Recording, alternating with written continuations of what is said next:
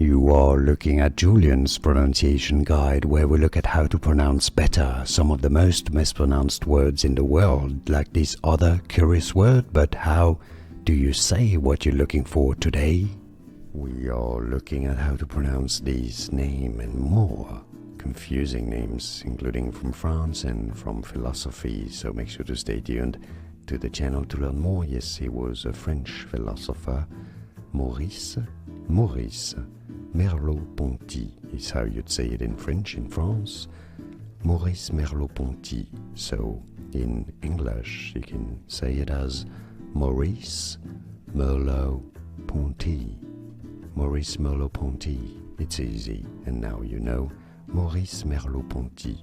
And now you know. More videos for you here to learn more correct pronunciations. Thanks for watching. Here are more videos on how to pronounce more confusing words and names too many mispronounced. Like this video if you found it useful. I appreciate your support. I'll see you soon, and thanks for watching.